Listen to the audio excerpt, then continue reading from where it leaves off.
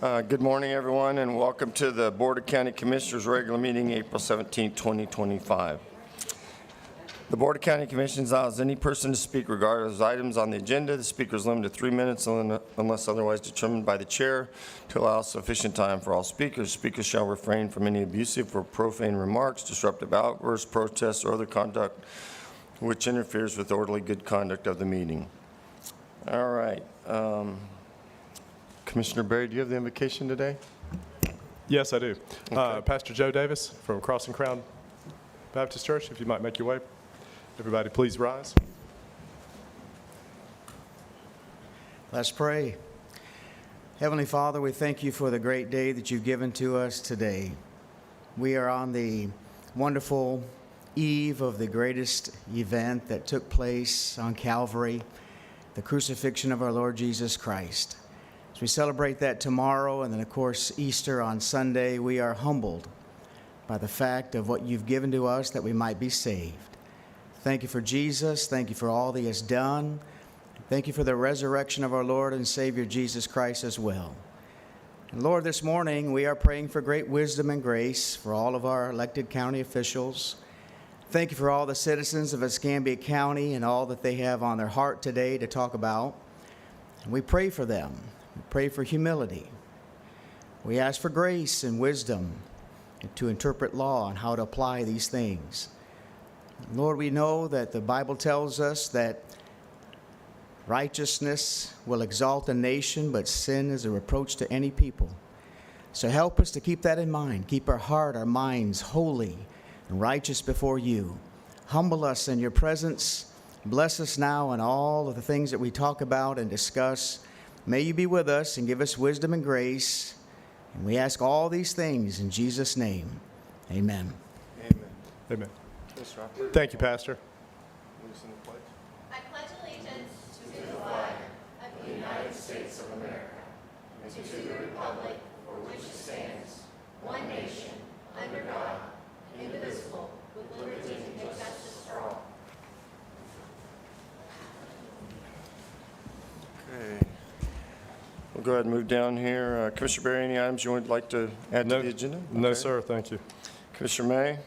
No, sir. For the record, Commissioner Stroberger is at a ribbon cutting and should be here by the end of this meeting. So, Commissioner Hopperger? Yes, sir. And I don't either. Do we have an adoption of the agenda? So moved. Please vote. Hey, we're going to vote electronically. They wanted to do that today, if you don't mind, since with the agenda. So, yeah, we're going. I think it is. They tested, so let's vote electronically. Okay.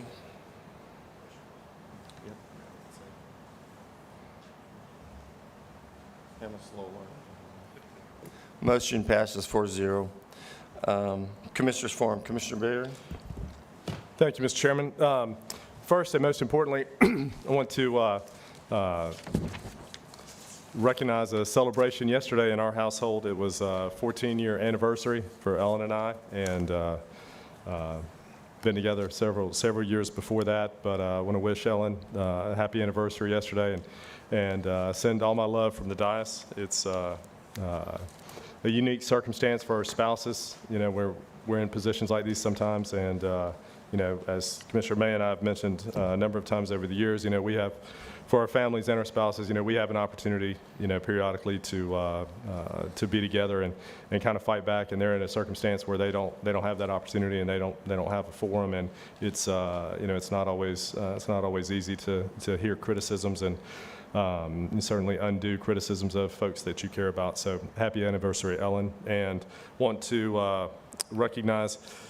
There were about 500 kids on Saturday morning out at Booker T. Washington High School doing Sunshine State math competition, and Pine Meadow from District 5 did fantastic. I want to congratulate Principal Don Morris as well as the Pine Meadow teams. They won the overall 3rd grade, 4th grade, and they came in 2nd place in the 5th grade competition countywide. So I think they did excellent. We had other District 5 schools, Jim Allen and others that also placed in the top 5. But special congratulations to Pine Meadow. Thank you, Commissioner May. Commissioner May? Thank you, Mr. Chairman, and I know there's repercussions for being late, Mr. Chairman. I was late and didn't get in, but I realized even if you were early, you still couldn't get in to see the governor. So, I mean, We'll have some, boy, I knew the conservative Democrat would hit the Republicans, but don't worry. Enjoy that, Commissioner May. I'm one of them. I tried. I was at Civicon, but I was late. But anyway, it was still always good to be on the campus of Pensacola State since we both graduated. So I'm glad that we were in the same company. Certainly want to congratulate my dear friend Charlie Ward, who coached here at Washington High School, who quarterback at Florida State, who also played with New York Knicks, who is often in Pensacola with me doing great work, who's just been named the head basketball coach of FAMU. And so we're very proud of Charlie and has been communicating with him, and hopefully we'll get to recruit more young men from basketball to Tallahassee here in the upcoming seasons. Also, Steve, please convey my congratulations to Ellen, who I consider a friend since we've both been elected, and the great job she does with Lil Jack and your daughter. We always love what she does. Also want to thank Global Learning Academy. I had the invite to be out there for Earth Day, and so we love all the things that they're doing to teach the children in District 3 how to plant vegetables and flowers and those type of things. And finally, I want to thank Claire Longstaff, Maisha, and their staff. I think this year, a record-breaking number, almost 1,200 young people have applied for employment through our summer employment program. That program is one that we brought forth when we were first elected, and I think the first year we only had 17 children to apply. In less than 9 or 10 years, we had 1,200 kids to apply, and we're looking forward to hopefully the Children Trust and other entities to get behind that program to support it, because that internships and summer employment is a great entryway. We don't have to pay $2,000 bonuses to children. They probably make less than $2,000 entire summer, but they're well-trained. They are well evaluated, and many of them come on. I think year to date we have about 27 to 30 young people who are now working for Escambia County. That's real recruitment, and certainly want to thank the departments and the directors that are giving these young people an opportunity to come and work. And I hope that other departments will realize the value of bringing on the next generation of leaders. We know that sometimes it's a little more work to bring someone on, but it benefits all of us in the long run, and so it will be hard for me in budget time to support departments that say they're overworked and don't have enough resources if they're not accepting some of the summer employment workers. So thank you, Mr. Chairman. Thank you, Commissioner May. Commissioner Stroberger, you need a second, or are you ready to go for Commissioner Forum? I'm ready. Okay. Okay. Morning, everybody. It's still morning, right? Perdido Key Rotary Mac and Cheese Cook-Off. We had one of those just this past week, and we made a few bucks for future products, our projects. I'm happy about that. Hassan Hills participated in the cook-off, and he won the judges' cutting board. So Hassan's not here, but cutting board's hanging in the office now. At the bottom of Hassan's sign, it says, "with special Stroberger seasoning." I don't know what that is, but it was apparently delicious. And and it's rumored that he would have won the People's Choice, but we couldn't let him win both of them. So, congratulations, Hassan. Cops, Cars, and Crawfish, have we talked about that? That was this week. That was wonderful. I want to congratulate Steve Wilmer for winning the trophy that I presented. And I've got pictures if you guys want to see it. I'll put them on my page. Gallery night is tomorrow. And gallery night tomorrow night is going to be a Navy Days theme. So I hope you can come out for it. It begins at 5 o'clock. Navy Days is coming in 3 weeks, and you can go to navydays.com to find out more and what's happening and when it's happening. The last thing is I'm late because I was at a Wawa opening. It's the second one. I think they opened a 300 store in Tallahassee this week, and this is 301. The second one in District 1, the second one in Escambia County, and there's another one coming. I think it was the week before. My weeks are getting mixed up, but they opened up in Commissioner Berry's district a Pen Air. So we're growing. We're a growing community, and I'm glad to see these businesses coming here, expanding, and being successful. Thank you.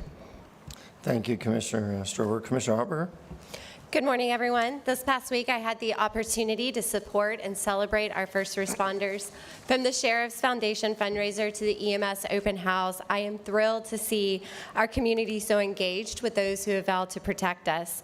As someone who campaigned on and continues to advocate for more resources for our first responders, I'm happy to see the conversation for better pay and an extension of services for our firefighters on the agenda today.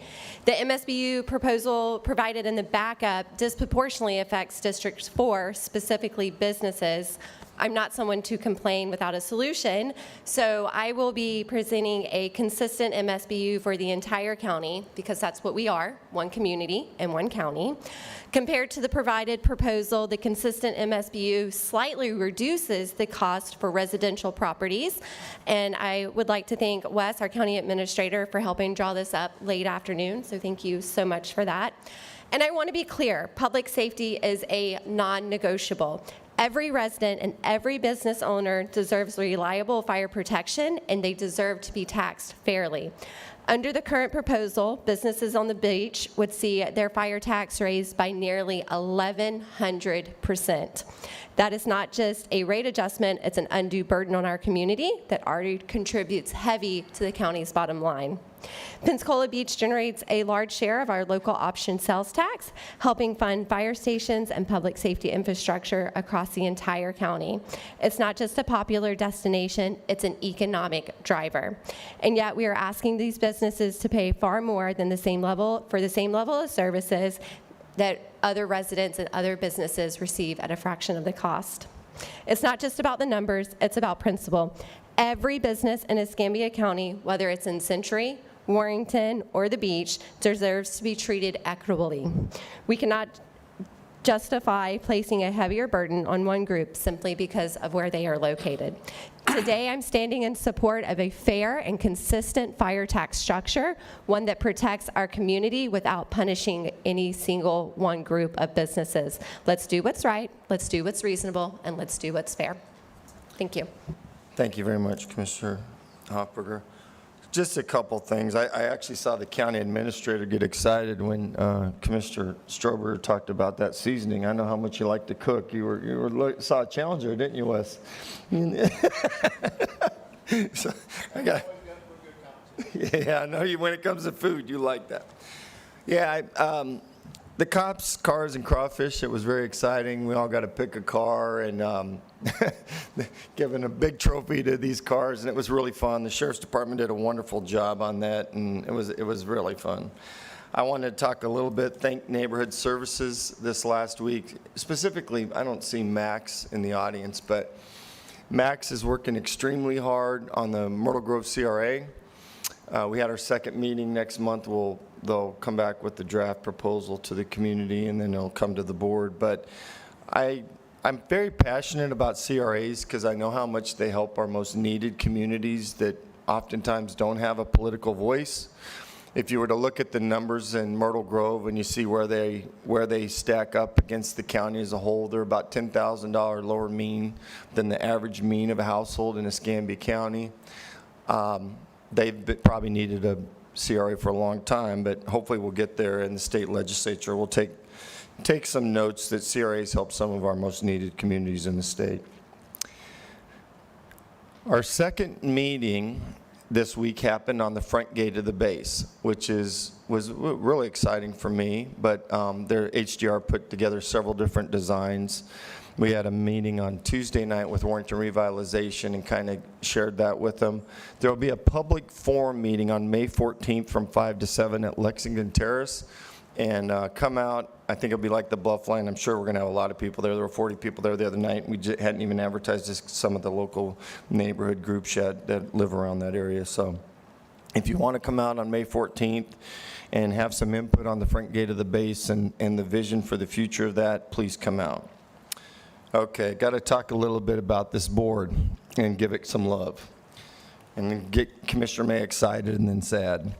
So the first week of May, we voted collectively to put a letter to turn down Mr. Yenner. He wasn't the right fit for University of West Florida. 4 of us are alumni there. I thought it was the right vote. I did not realize that it was going to start, a forest fire over in Tallahassee. Then the city followed with the city council unanimously, and the mayor followed. Thought that was the right decision, had no input on that. Shortly after that, Representative Salzman put forth a bill that obviously there's several, we'll get to that, supported yesterday, 104-8 in support of that bill that would have a person from the state of Florida be represented on the Board of Trustees, which I don't know where the other board follows, but I support that. Unfortunately, on Tuesday wasn't, in my opinion, the best day for our governor, even though I'm a big supporter of the governor. It came across that anyone that went against the governor in support going against Mr. Yenner as the president on the Board of Trustees, the UWF, was going to be retaliated against. I did not find that in the best Florida leadership that I'm used to from the governor, and it was actually very petty. After that, I got contacted, I think, by every media source in Escambia County asking what the situation was, and I honestly didn't know. But Commissioner Stroberger and I were there. They didn't let city councilwomen in there. They wouldn't let anyone in that had a Michelle Salzman shirt on. And I just think it wasn't the best day for the area. Well, the vote yesterday, and then of course we were, not the board directly, but our state representatives were called out as basically being woke and liberal and things that just aren't true. Representative Andrade has, I think, the most conservative record in the House of Representatives in the state of Florida. That's just not a true statement. And so, and I know Representative Salzman is very conservative as well. So the governor, I support the governor. The governor's always welcome in this chamber. He's always welcome. I campaigned for the governor.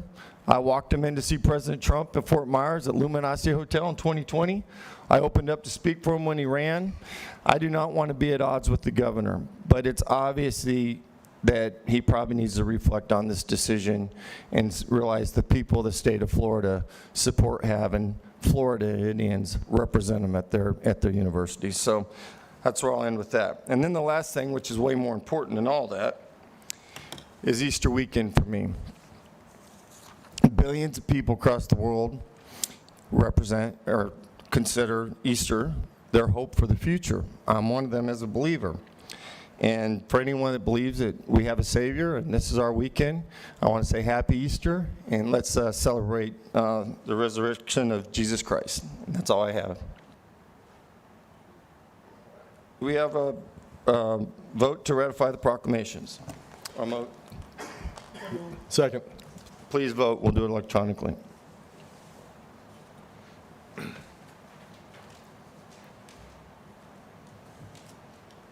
everyone hit save? Okay. Motion passes 5-0. Who's doing GMR today? Is Wes out there? Proof of publication. Oh, as I was. Thank you. All right. Did the clerk's office receive proof of publication? Mr. Chairman, the clerk's office has received all proofs. Okay. Move to waive the reading. Please vote. Thank you. I went ahead of page. All right, Cody, clerk and comptroller's report. There are, Mr. Chairman, there's 3 items on the Clerk and Comptroller's report. The first is a recommendation concerning acceptance of the TDT collection data for March of 2025, which shows an increase over last year. The second is a recommendation concerning acceptance of documents. And the third is a recommendation concerning minutes prepared by the clerk to the board. Okay, thank you. Move the clerk's report. Second. Please vote.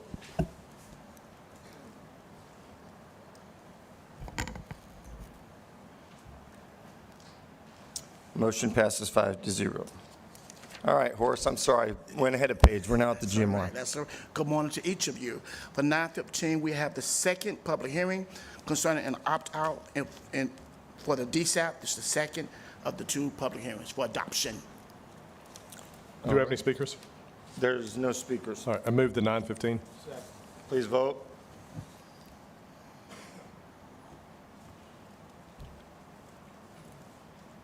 Motion passes 5-0.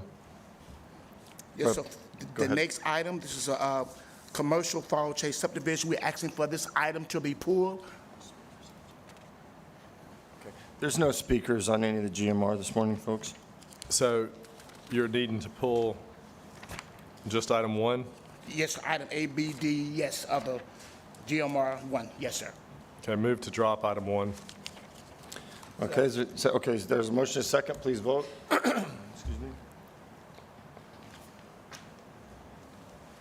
All right. Motion passes 5-0. Okay. Yes, so the next item is item 2. We're requesting for this to be adopted. This is concerning Fall Chase at Papstone Phase 3 residential subdivision. Okay, no speakers. Commissioner Berry, do you want to? Or it's in District 1, I don't know if Steve wants to move it, but whatever. I move item 2, A through D. Okay, is there a And- second? So moved. Okay, please vote. And Horace, I presume we let the folks related to number 1 know? Yes, sir. Yes, Okay, yes, we did. gotcha. They were made aware. Yes, sir. And then Yeah. I move the consent agenda, Mr. Chairman. Okay, thank you. All right, so motion is second to move the consent agenda, please vote.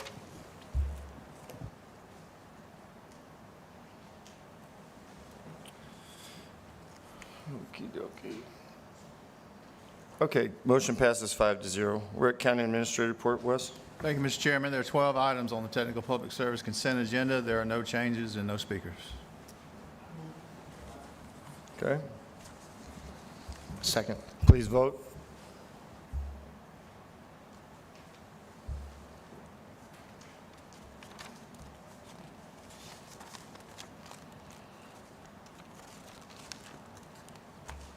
Oh, this is, okay, motion passes 5-0. We're at Budget and Finance. Wes?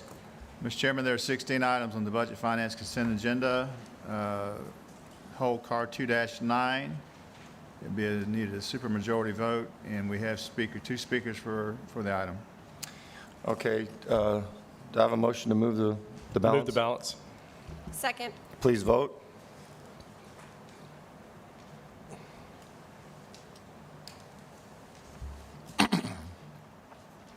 Okay, motion passes 5-0. Car 2-9, our first speaker is Dee Rudeliski. Come on up, Dee.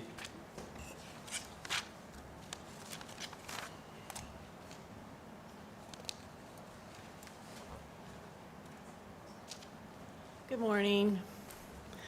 I'm here to waive support, of course, into this buyout. Is it a happy day? Kinda. Yeah, we're getting out of a flood situation, but I'm leaving Escambia County, which is sad because my family's here. But I also have family in Cocoa, which are my babies, so that's happy. I want to thank everybody for all the support that Flood Defenders has gotten in this process. It's been a very long, hard process. Please don't forget about the other 6 or 7 homeowners that live in Windrose. I'm going to be cheering them on from the East Coast, so I will still be connected. Thank you to Kelly Reddick, Matt Skipper, Joy, Stacy, everybody that was involved in all this. I know it's really a long, hard job.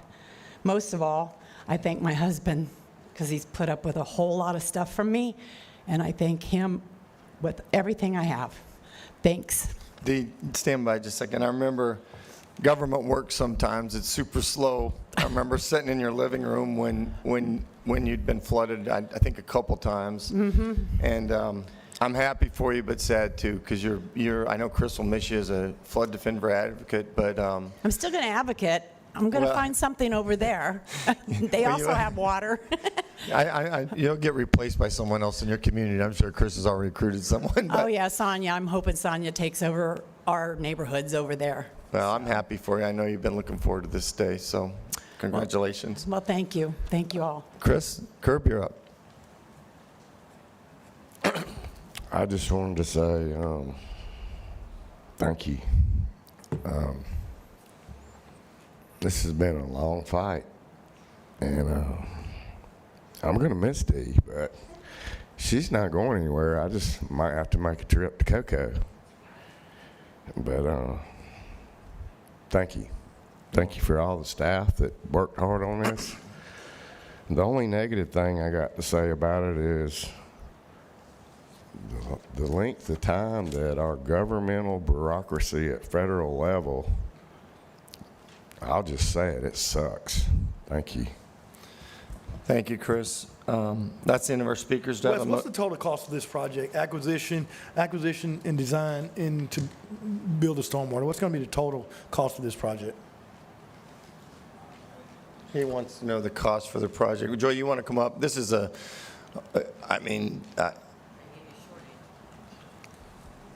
Yeah, no, I mean, it could be 19 short, million. just the total cost of acquisition, design, and construction. 19 million. 19 million? And that's all provided by grant other than the CBG money, the 10%? We had the match even covered by, What's that? match is even covered by grant. Okay. So the match is covered by grant, so there's Every no, bit of it. there's no OLST or general fund money going toward it at all? Okay, all right. Thanks, Mr. Chairman. Thank you. Well, that's a lot of money. Okay, so do I have a motion to move Yep. car two? Move the item A through D. Okay, second? Is there a second? Second. All right, please vote.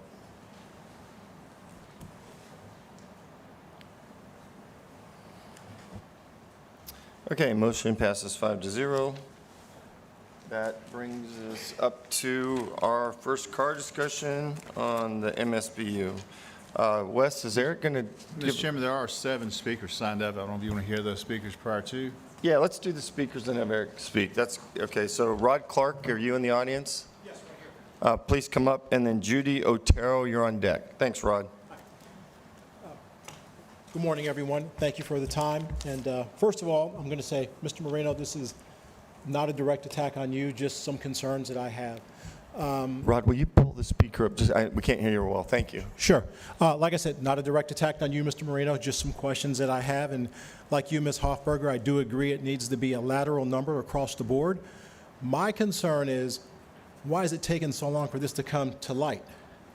One would think that the county has a risk matrix in place. So if that be the case, we would have saw this 2 or 3 or 4 years ago and could have said, okay, you know what? In 2023, we're going to have a $75 increase for tax. In 2024, that's going to go to $100. Now, for me and my wife, $250, it's no big deal. But you have other families that if you go to that $250, that's money for them. That's daycare. That's groceries. So that's my concern. If we're just realizing now that the downfall is this, is that a hard number? And if so, for how many more years can you move that number out? Are we going to have another increase in another 2 or 3 years? So once again, not an attack on anyone, just concern, citizen of Escambia County. Thank you. Thank you, sir.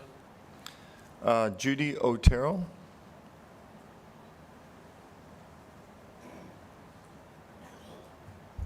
Good morning. Thank you for letting me come and speak.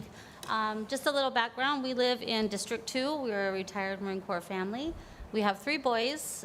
2 of them are firefighters. One is a firefighter here in Escambia County, and the other one is a wildlife firefighter in Central California. I saw in the news last night on WAR that this has come to the agenda, and I just wanted to come and give my support that I hope this discussion turns into something a little bit more. I don't think I need to reiterate how low paid our firefighters are here in this county. They start at $13 an hour for a job that is hazardous, mentally draining, physically draining. The retention, I'm not quite sure. I'm not an expert on that.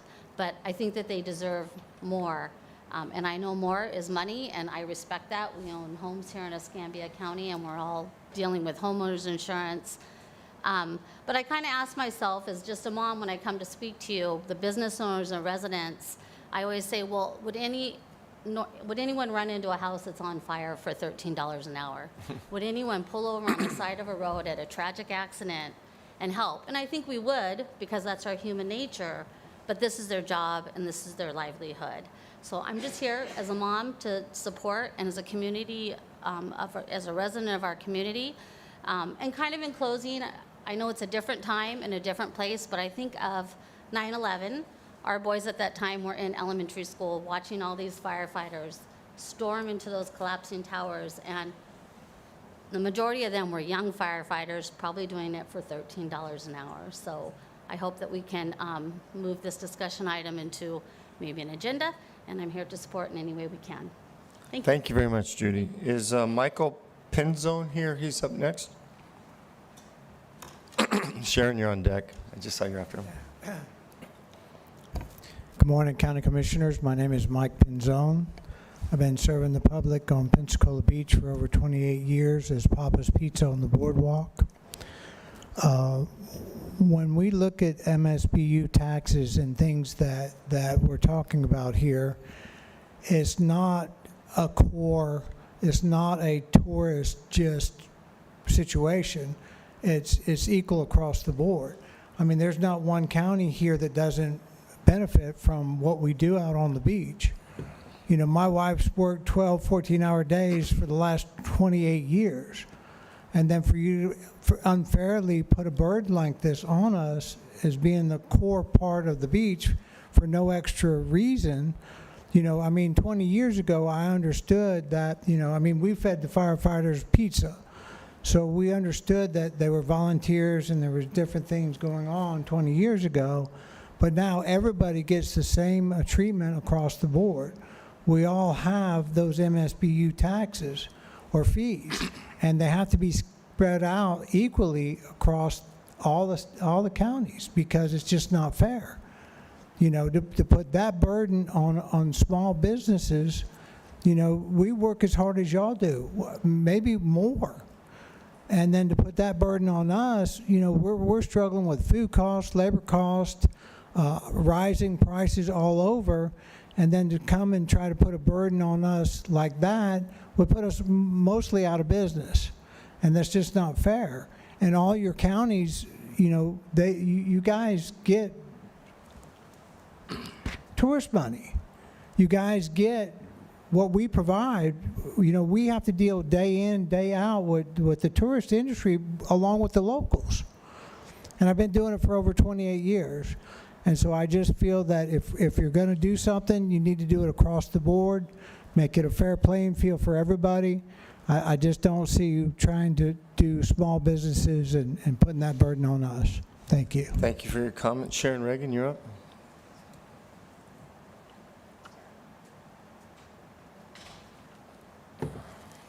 Good morning. I'm Sharon Regan.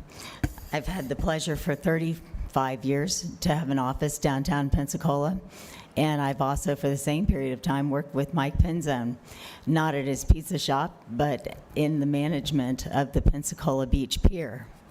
And in the management of the Pensacola Beach Pier, we have developed that space into a 3-story building, commercial building, with 3 different businesses in it, and would definitely be impacted by the MSBU that's being proposed in this instance.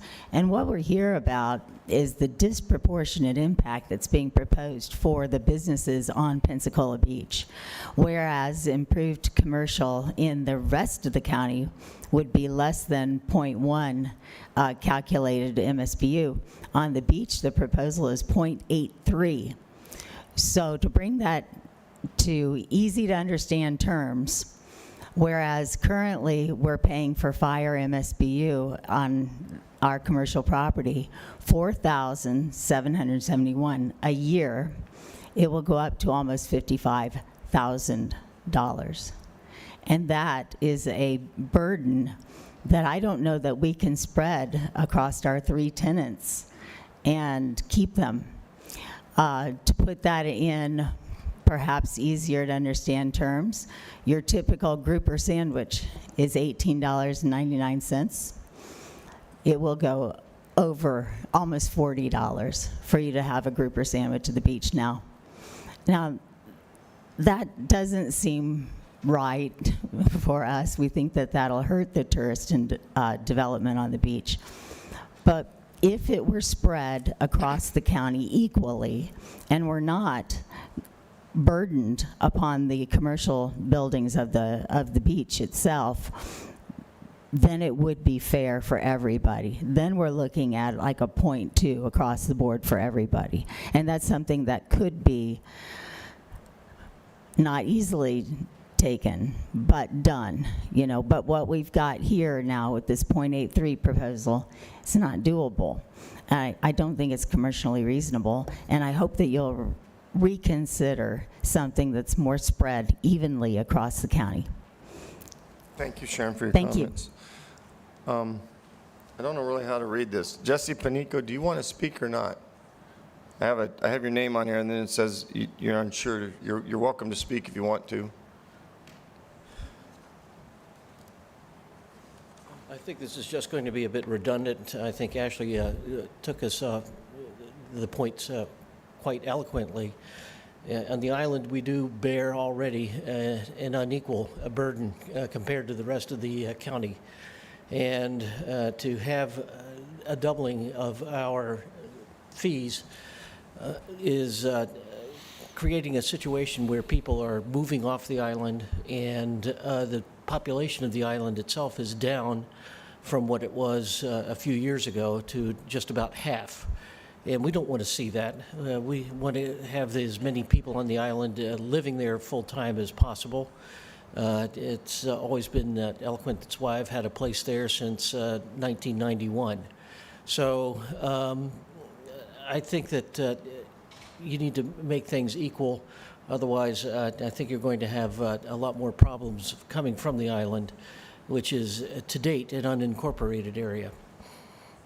Thank you. Thank you for your comments, sir. Robert Gleim, am I saying that right? Okay, come on up and share your thoughts with us.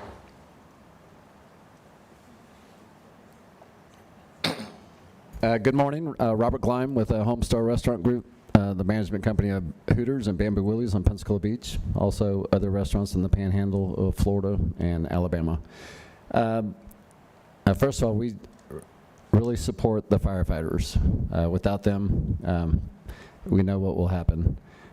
So we do support them getting some kind of increase, but the going from 0.7 to 0.83 per square foot on our two buildings is pretty astronomical. You know, if we came up with a common sense plan, you know, let's say we go up, you know, 0.10 from 0.7, and then, you know, over the next 5 years, you know, reach the goal that will make all the parties happy. But anyways, again, we do support the firefighters and the first responders. I truly believe they do need a pay increase. But if we could do this, you know, in a common sense way, it would be greatly appreciative. Thank you. Thank you for your comments. Larry Downs Jr.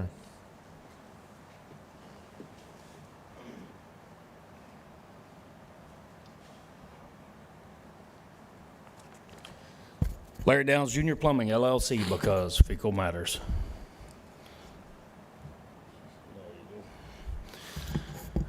Why does it always got to be double?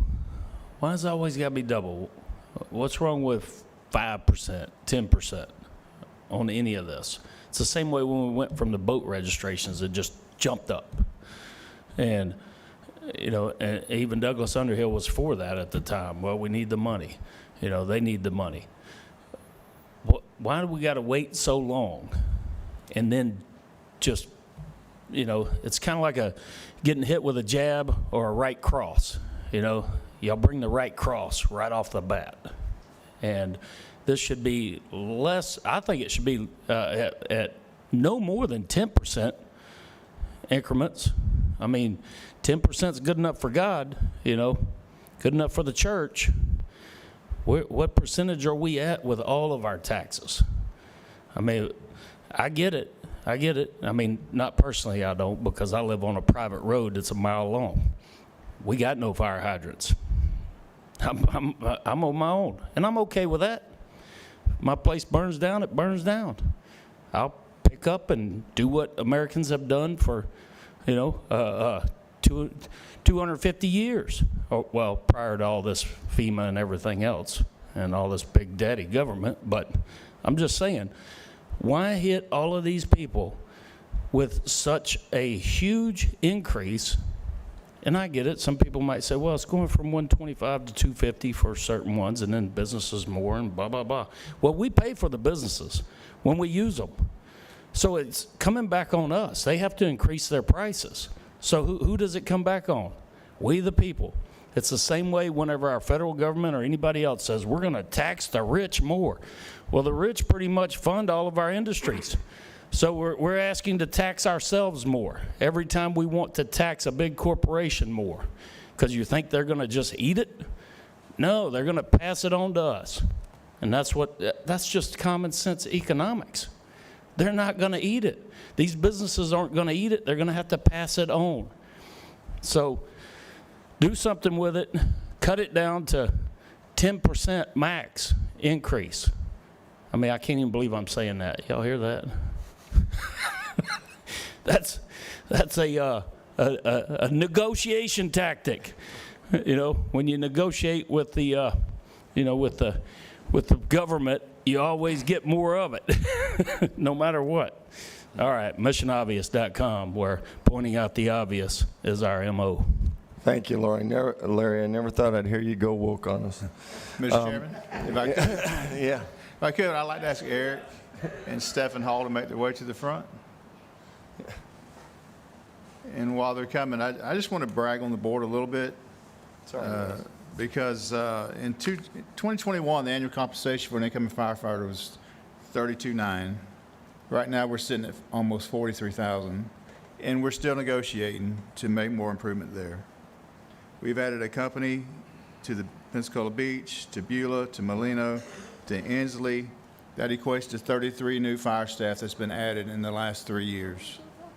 We have 54 volunteers and 25 volunteers in training.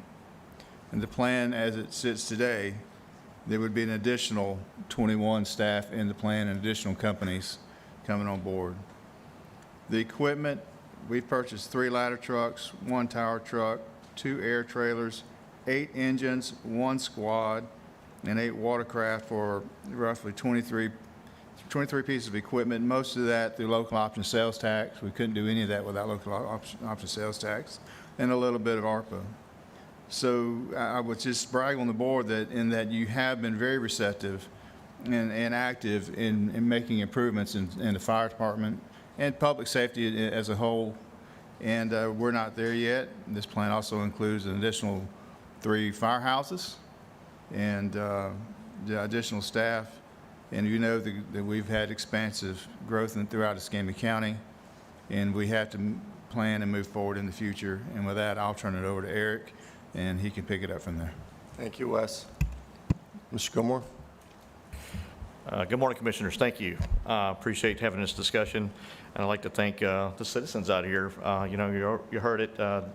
They know something needs to be done. It's just what needs to be done, and I appreciate the support in getting something done. And I mean, heck, Larry Downs even said 10%. So yeah, so it's a miraculous day.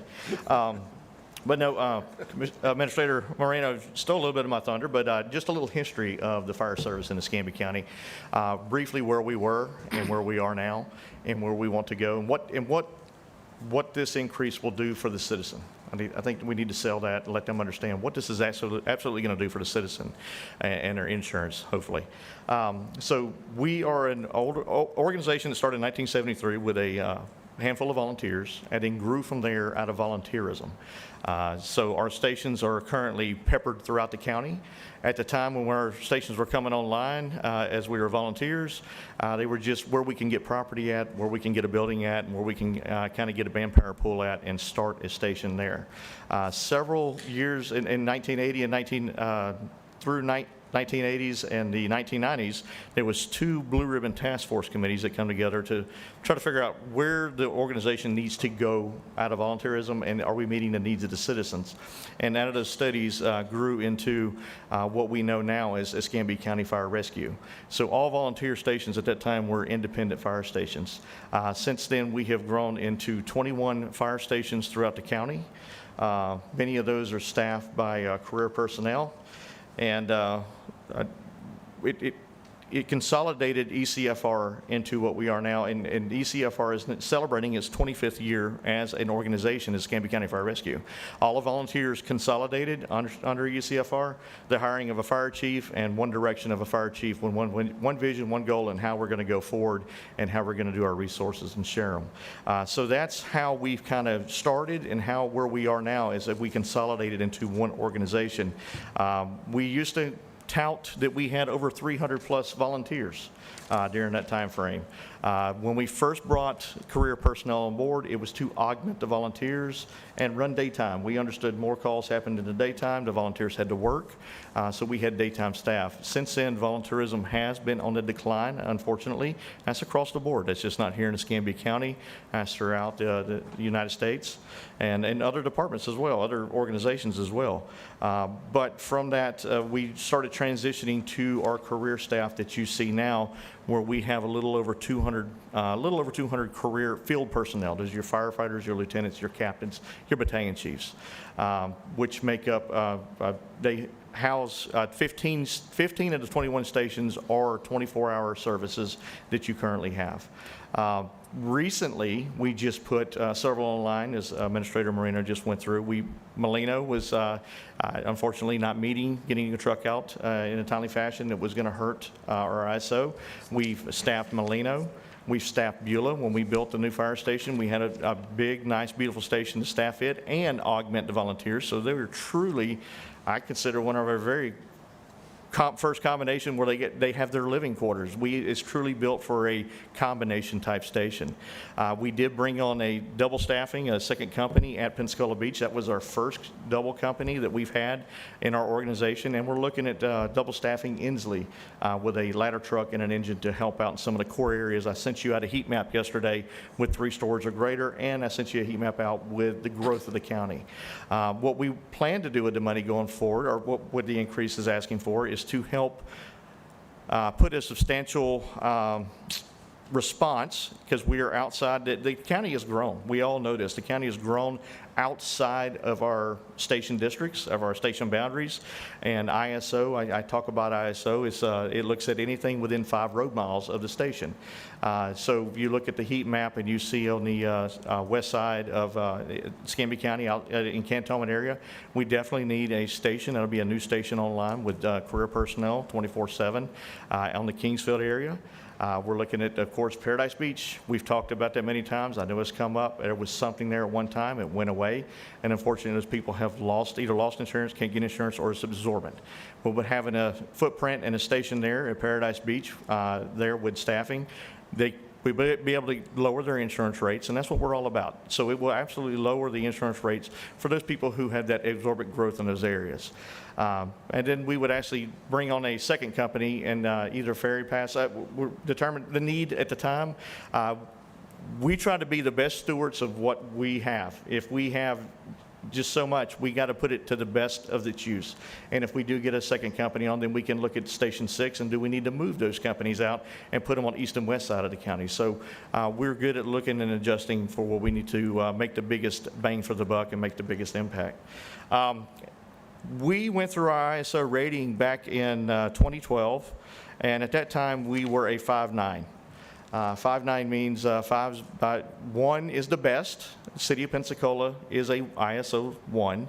The county was a 5.9, and that was the first time since we were consolidated under the one ECFR direction, we did a county-wide. It was, at that time, before that, independent fire districts, the volunteers would do their own ISO rating. So you would get a MARAD, you would get a 4 here, you would get a 6 here, you would get a 7 here, depending on water source, how far it is. And you can imagine the north end of the county where so rural, the time travel is going to hurt you in your ratings. So we went from in 2012, we went from 5.9, and then in 2019, we did another assessment of our ISO, and we dropped it to a 4.4x. So we currently sit at a 4.4x, and we anticipate this year, sometime this year, we will go through another ISO rating assessment. The 4.4x, they get rid of the 9, so the 4.4x identifies as a 9, so it's the highest. You don't want to be a 9. You definitely don't want to be a 10, but anything outside 5 road miles at a station, that X means you're a 10. So that makes it hard. That's why Paradise Beach is one of our points of contention, trying to get those people help out there. So we anticipate going through it, and we think that in our next evaluation, we might slip down from a 4 to a 5, possibly a 6, because of the growth of the county. So what the increase will do is allow us to move stations in those areas that we know are going to give us dings on our ISO, not only for the ISO and the insurance and to bring it down for the citizen, but to have a good response for those people in that area, have a quicker response, a road response. So we're looking at doing those things. I know in the past there's been discussion about volunteers. Okay, I hear your staffing levels, I hear the career guys, I hear what you're doing. What are we doing with the volunteers? We still have 5 stations that are totally run by volunteers. McDavid, Walnut Hill, Barnville, and White Ash Road up in Molino. Those are run by volunteers, and we still do have a contingent of volunteers. We have 54 volunteers, certified volunteers in the county. We have 25 volunteers who are getting certified right now. They're what we call trainees. They can't go fight fire, but they're trainees. So we've got 25 volunteers. And we do have a chief that goes out and does recruitment and retention. So we are still actively looking for volunteers. We're not trying just to solve everything with just putting career companies everywhere. We still have that combination type feel with our department. It's not as big as it was back in the day with 300 plus volunteers, but nonetheless it is still there, and we rely on those volunteers in the north end. So with the implementation of Molino in the north end, helping us out and augment, it actually helped reduce the call load for the volunteers in the north end, which reduced the burnout for the volunteers, so they weren't having to run so many calls in the Molina area. The career companies are there to pick it up. And Monday through Friday, we have a career company from 7 to 4, 7 a.m. to 4 p.m. in the afternoon. We have a career company in Century. So Walnut Hill and McDavid are covered by 2 career companies Monday through Friday at least, and then 24 with the Molina company. So it does help out and reduces the burnout rate. Those are, as he touted, I got to say, so as far as, the cost, we looking at over the next 5 years, every other year, putting on station on and putting manpower in the station. Right now, the board has been very generous to us, and we appreciate all the support you've given us since 2022 with the apparatus. We'd be having a different conversation. We would be begging for a whole lot more if the board hadn't done what y'all have done with the apparatus, with the aerial devices that are going to come in really handy with the additional staffing, all the engines that we have. So, 4 aerials, 8 engines, 8 watercraft, a total of 23 pieces of apparatus that the board has approved for us on the ground, boots on the ground, response apparatus.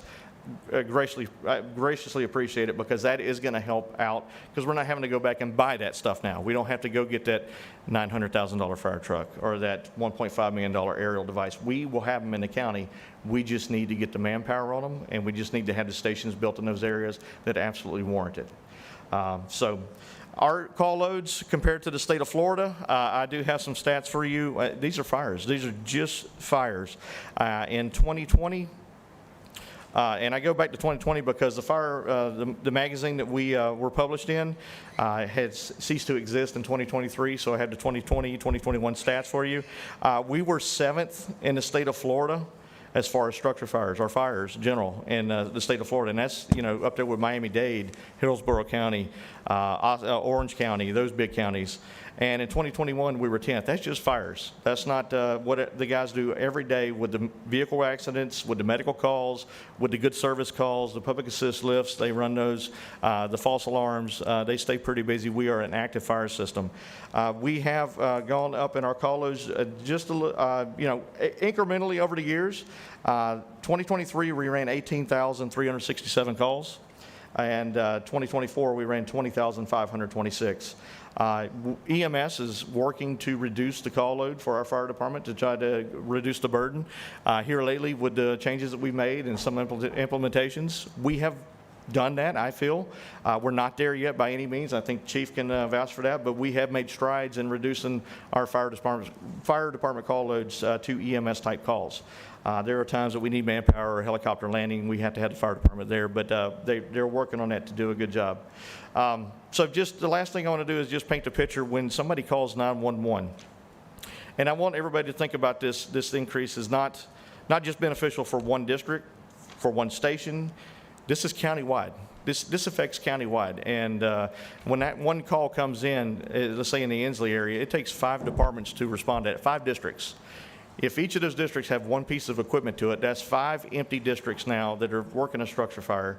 And if we have to do a second alarm, then there's units coming from further away to come in and assist. And then we try to backfill, whether it's the north units coming south or the south units going north. So it is a true county-wide system in which we move apparatus within our system to augment the need of that district. We had an unfortunate fire in Milestone just this week. I think you've seen it on the news. But if you really looked at that fire and saw how close those houses were together, the quick response to that one structure saved 2 others. That one was blowing through the roof. It was melting the siding, and it actually broke the windows on one of the houses out on the back side of the garage. But it saved 2 houses. The department got there in a timely fashion, threw an aerial device up, did structure protection. The house was a loss. Fires through the roof. We need to protect the 2 other structures. $500,000 plus homes. 2 homes were saved while we did lose 1, and those are real close structures. So that's what you're getting when we do an increase in MSBU. We did have this discussion in 2022. We did have this discussion in 2022. 2015 was the last time that we did have an increase, an absolute increase in the MSBU. We have grown. At 2015, we were a different department then than what we were now. 2015, I think Mike Weaver sat here in this seat and did a fantastic job and asked you guys for an increase in MSBU because we didn't have staffing. Our trucks we were missing calls.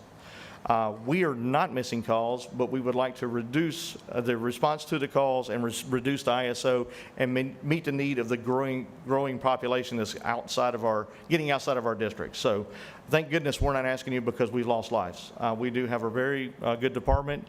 This will get us managing more efficiently, where we can protect and serve the citizens a lot better, and hopefully get those ISOs down where Paradise Beach can get the insurance, and that the insurance is not going to be absorbent for the ones who do get it. That is my sale. Does anybody have any questions for me? I'm going to have a lot of questions, but is anyone else going to do a brief here? I'm sorry, Wes? I'm sorry, Stephen? Commissioner, just want to give a short brief. Eric did allude to it, but as far as the history of these increases. So for the mainland, to echo what our public safety director said, so the 2015 and 2016 was the last time the mainland MSBU rates were adjusted. As we know, we're working on the budget for 2026, so basically that's 10 years since the mainland MSBU rate was adjusted. Pensacola Beach, to Commissioner Hoffberger's points that she made earlier, we used to have a combined MSBU rate. However, back in 2003, the board found that Pensacola Beach was unable to respond, which created a unique situation in Escambia County, and that's when a new rate, unique and specific to Pensacola Beach, was established. Those rates have been in place since 2003, or 22 years. It has been the same rate for 22 years. Also, to speak to our county millage rate. So our county millage rate is 6.6165.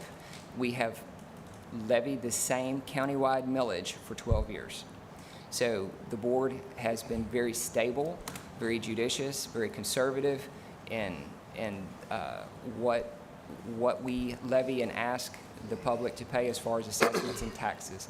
So I did want to share that information with the board just to give some assessment Well, to history be and fair, the taxation MSBU history. may remain the same, but the budget hadn't stayed the same, right? Property values still go up. We still find a way to spend the money. Okay, thank you, Commissioner Strober. Fire Chief or anyone else have a comment? Okay, does the board have any comments that we'd like? You want to start, Commissioner Strober? First? Sure. So just to clarify, this raise is really for an operating expense.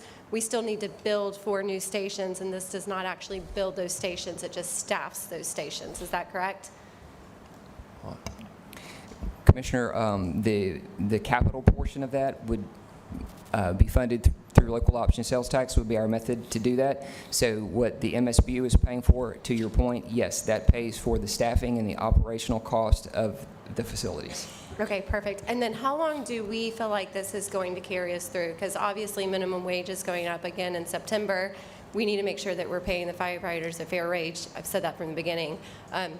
The people that fold your laundry at the washroom make more than our firefighters are making, so totally advocating for that. So how long will this carry us through until we need to do either another MSBU or we're tapping back into the general fund? So Commissioner, I have performed a break-even analysis. If the proposed rates were enacted for 2026, we should be able to get, I believe, to 2032 before we start going into the red. So the way that this is designed, as it was previously, is to generate an active fund balance. Well, ultimately, where those recurring revenues come in, and then we have a fund balance that basically smooths out the fire budgets over a number of years. But again, my break-even analysis is contemplated on bringing 3 new stations online and the operational costs associated with 3 stations. Okay, so 3, not 4, and we Correct. need 4 is what looking at the map, we need 4? We need 2, definitely brand new online, and then we need to replace Pleasant Grove, and then we need to look at Myrtle Grove. So existing stations that have manpower in it. So Okay, perfect.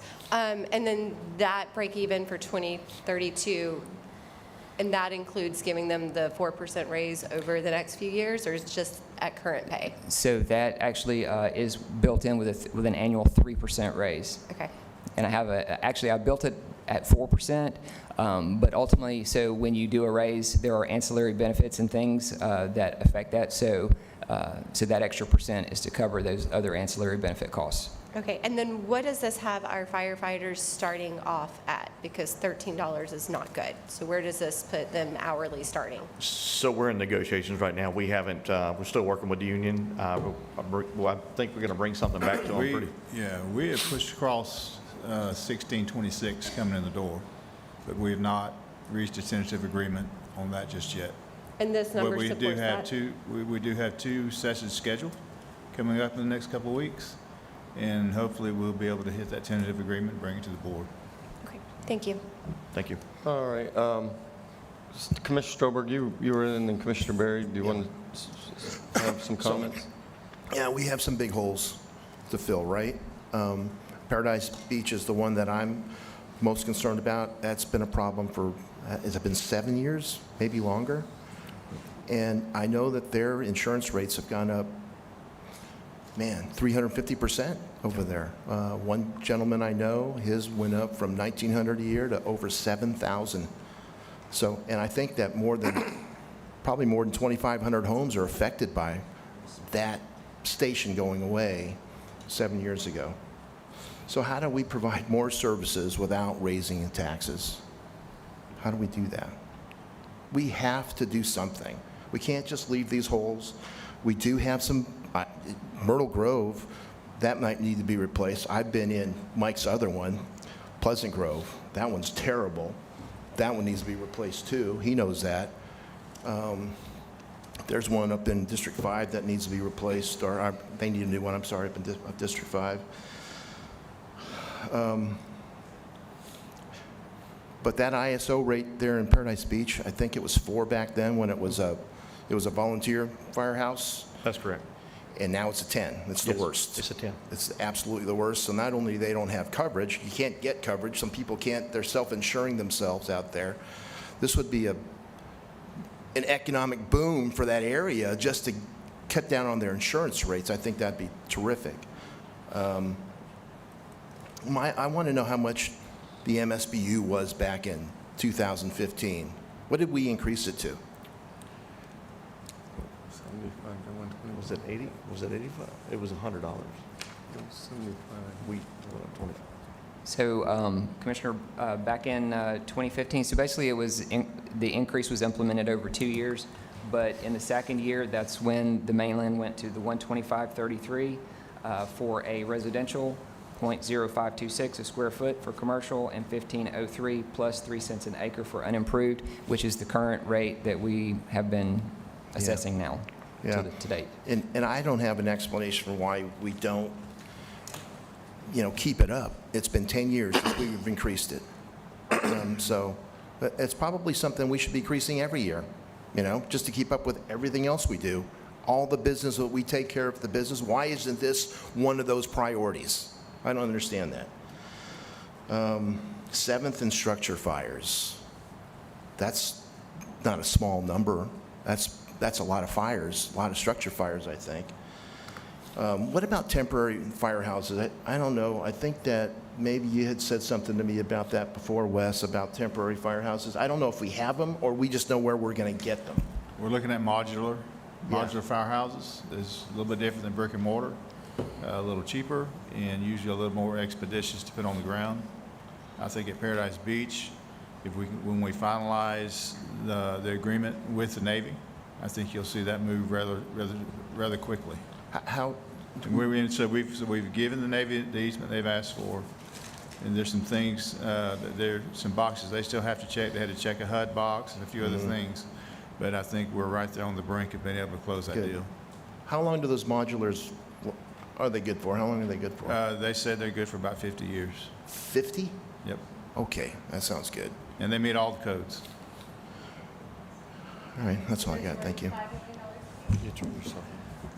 Between 4 to 6, depending on what you come up with. Commissioner Stroberg, are you done? Commissioner Berry? Thank you, Mr. Chairman. I think the biggest mistake that the board made, some number of years ago when we began to fund fire was setting it up as an MSBU rather than an MSTU. If you look back, not that it matters now. I mean, the issue that we have today is the issue we have today, but it speaks to what each of the commissioners has mentioned about, the annual increases. I mean, we have operational and labor increases, and we have an MSBU that's static because it's not tied to anything else. And that's, if you look at how we've ended up here, I think that's probably the single biggest factor is that it wasn't tied to an MSTU, it was an MSBU. But regardless, it's where we are. As was mentioned, we haven't raised the MSBU on the mainland in 10 years. Never raised the MSBU on the island in over 20 years. So I do think, today's just a discussion, but I do think it's reasonable that we're having to look at this. And I understand the point of, you're advocating and negotiating. So it sounds very good to say, $13 an hour or what have you. But the truth is, you've got a young person that can come that gets hired on after 6 months of training or whatever. It's not an extended period of time, but you can basically be 18 months out of high school and have finished your first year. And if you just work the stated hours in your collective bargaining agreement, you're going to make $43,000. That's a in our economy in Escambia County, that's a very good wage. I know I didn't make that my first year out of college. I didn't make that for several years out of college. And that first year making $43,000, it's not, I don't think that's just to be dismissed. And but it makes for good. It makes for good social media posts. It makes for good purposes of negotiation to say $13 an hour. But it is just a discussion item today, and we'll move forward with an item on the agenda at some point in time in the future. Something that's been mentioned in emails that we've received, as well as stated from the podium and from the dais, is equal treatment. Fair is not equal. Fair is fair and equal is equal. Services that are received on the beach are not equal to the services that are received on the mainland. I don't have the level of service that Pensacola Beach has, and my constituents shouldn't pay the same rates that Pensacola Beach does. The level of service is not the same. It's why the city of Pensacola pays a tremendously different MSBU for their fire service than we do in the county on the mainland. So fair is fair, equals equal. those two things are not synonymous.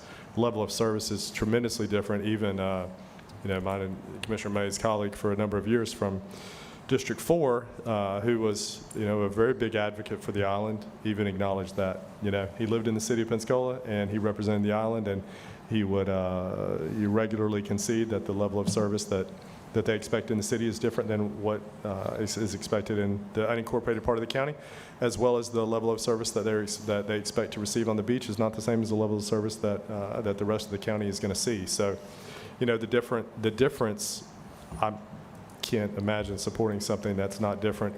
Now, the exact proposal that's put together, maybe that's not exactly it, but that's where we can negotiate. There's, I think today's simply a discussion, but as we move it forward, I'm happy to engage in those conversations with you. Commissioner Berry, I just have a question since you brought something up and you were on the board. So were you throwing out a proposal to switch to an MSTU?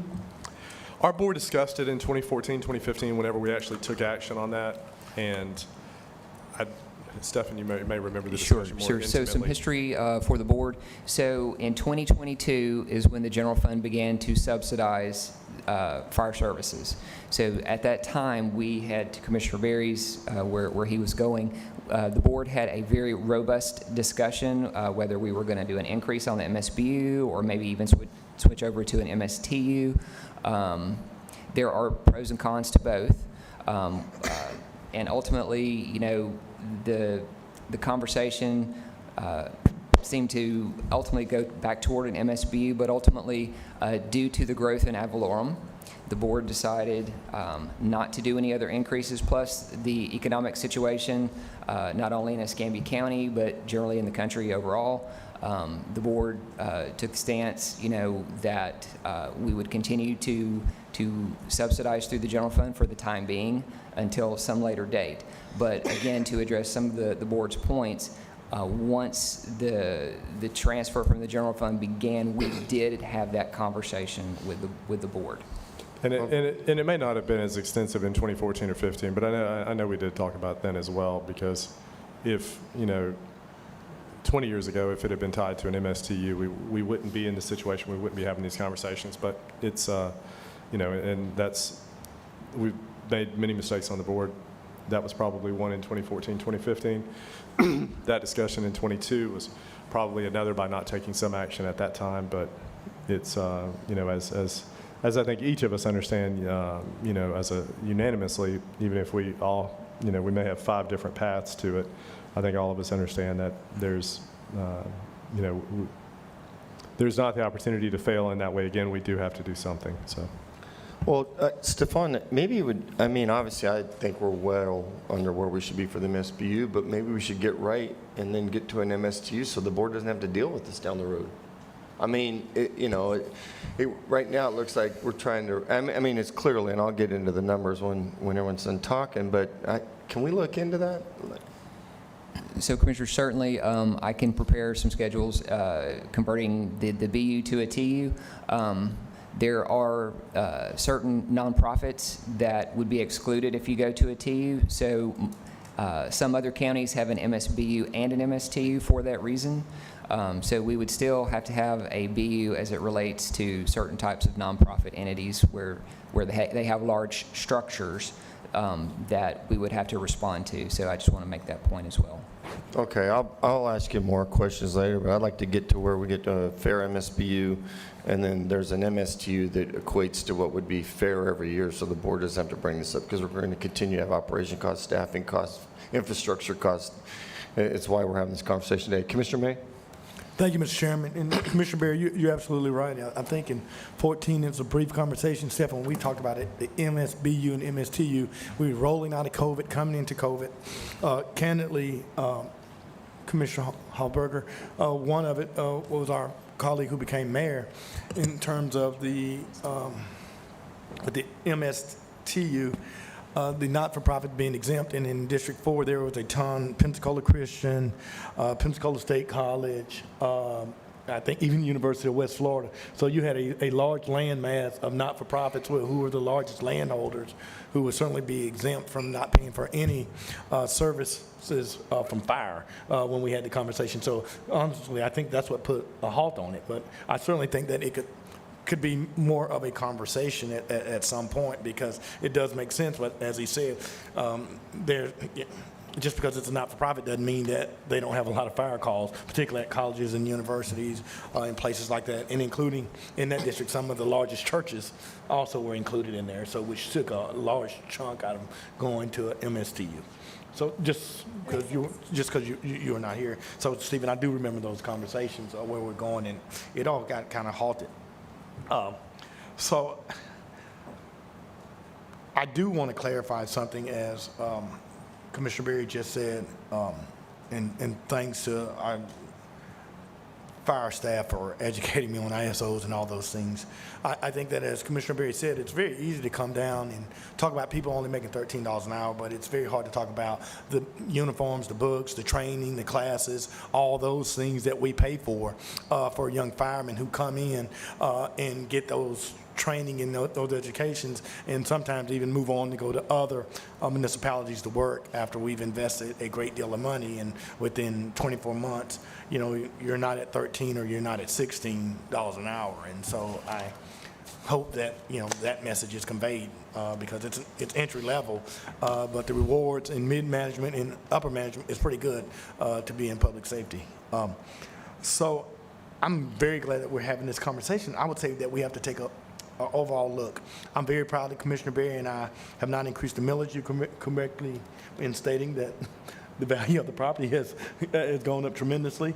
But not only did we not go up, but we rolled back the millage rate when property values went up, because we wanted to roll it back to give the savings to the citizens. So not only, Stephen, have we not increased, we've rolled back the millage rate, you know, which wasn't done in 20, 30 years. But I certainly concur with you. I mean, property values have included. I am a big supporter of public safety, whether it be law enforcement, fire, those other things. But when we look at, you know, the justification of just increasing it for someone making $13 an hour, public safety is paramount. But health safety is important as well.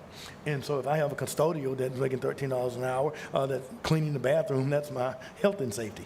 And so we have people in the custodial staff, we have people all around. And I think as we move into the budget, you know, for me, the conversation, I can be very supportive, actually, we've brought this forward. But we got to look at the least of them throughout the entire county. We have people working in our departments each and every day, expecting to have high morale, and they're still waiting in lines at Brownsville to receive food on Saturday mornings. We have people who work at this county. Every Christmas, I personally handing out people who work for this county who are making $12, $13, $14 an hour, who are needing Christmas assistance. And so as we look at all of the salaries, as we look at whether we're going to do an MSBU, MSTU, what are we going to roll back, keep the same millage rate, what are we going to get, 3% or 6%?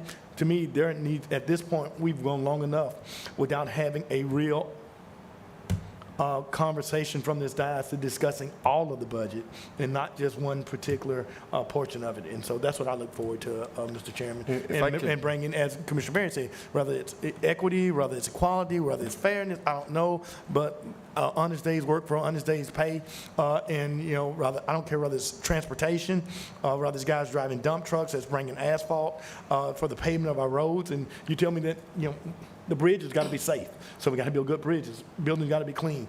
We got to be protected in fire. We got to be protected in law enforcement. But we got to make sure that we're compensating those who are at the low end, and we want to keep the morale going strong. And so that's the conversation, Mr. Chairman, that I'm interested in having, to compensate these guys, but really looking at, you know, exactly, you know, the benefits and the pay. Some people work for the mechanics and go work, make a lot more money in the public sector.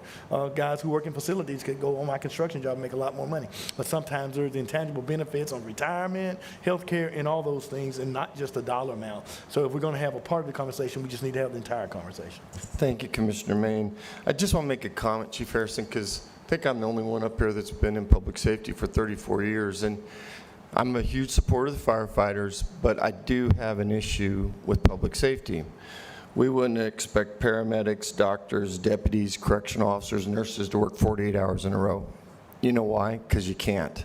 When I was part of Operation Pacific Haven, Korean airline crash, at hour 33, I had to go to I said, I can't work anymore. So they're not working 48 hours straight. Everyone else up here is talking about jobs where you go, you have an 8-hour shift, a 12-hour shift, and you go home. I don't like the 48 hours on and 96 hours off, because when you look at the math, the firefighters work 111 days total year on that schedule, and then they get the time and a half either on the front or the back end. I would rather just give them a fair wage, because when you look at it, it doesn't meet public safety. And I know this is the way firefighters do it across the country, but maybe we should look at it differently and do it right so it's really public safety. It's hard to stay up just 24 hours straight. Let's just be honest. I mean, y'all want to try it? I don't. And I know none of us can do 48 hours straight, so we're paying people to sleep. You know, and as he said, and that's okay. I mean, we want them ready to go, but we got to call it. Is that public safety? Is that the best person if someone's up at 36 hours to come in and push on my chest? I don't think so. I don't think so. So I think we got to have that discussion, and just public safety being executed in the right way. You know, and I think from the management and money piece, it becomes an issue when we talk about entry-level pay and what we get. And I think I want the firefighters to get a very fair pay and support them, because I know y'all know what District 2 firehouses look like, something out of the 1970s disco bar. So, I mean, you go in, everything from the berthing to the kitchens. I mean, seriously, they're 1970 looking things with big chairs. They're so outdated. And when you look at the city, and you see the firehouses, they got nice firehouses. The mayor's told me their ISO rating and how they pay, but they also pay, they have a budget of $311 million, and I want this on the record. The county manages 327,000 people for $798 million. If we had the same budget per capita that the city has, we'd be over $1.5 billion. We wouldn't be having this conversation. So when we're talking about the board being fiscally responsible, it is. It's being really fiscally responsible. I mean, that is, look at the differential of that. It's unbelievable. So when everyone says, oh, you're wasting money on the board, I'm like, this is a budgetary decision that I don't take lightly, and I don't think anyone else up here takes lightly. So I wanted to talk about that. I'm going to talk about some other stuff with MSBU, but I think Commissioner Strober had a comment. And then, oh, I'm sorry. Okay, I didn't see your light. I'm sorry about that. Go ahead, Steve. Okay. You said we had 25 volunteers in the queue right now going through training. How many other professional firefighters do we have going through training right now? I want to ask you this question. I already know the answer to it. Are we fully manned at all of our firehouses? We're not. Let's define fully manned, because it's 2 people in, 2 people out, and we only require 3 on a truck. Right. Yeah, I mean fully manned, absolutely fully So manned. fully would be 4, right? Yes. Okay. And we're not, right? The answer is no. That's correct. Right. Yeah, I agree. I can't disagree with anything I've heard up here. I hate to think that our firefighters have to work overtime to get a decent wage, right? Yeah, and yeah, they're sleeping. Doggone right they're sleeping. They better be well rested before they go out to fight a fire. I don't understand that that work schedule at all. I never understood it in the Navy, the way the ship drivers had their crazy watch schedules, because the pilots didn't have that kind of schedule. I think that the firefighters should have the same kind of a schedule like the pilots have. We have a crew day. We have a crew day when we start and when we end, and that's the end of it. When we brief and when we debrief, that's our crew day. And I think that firefighters should have a crew day too. Yeah, and I think they should make a crew day, and I think that they should have a decent wage so they don't have to work overtime. They have to now because we're not fully staffed, but that's just my feelings about it. Thank you, Commissioner Hopper. Can I Steve, sure.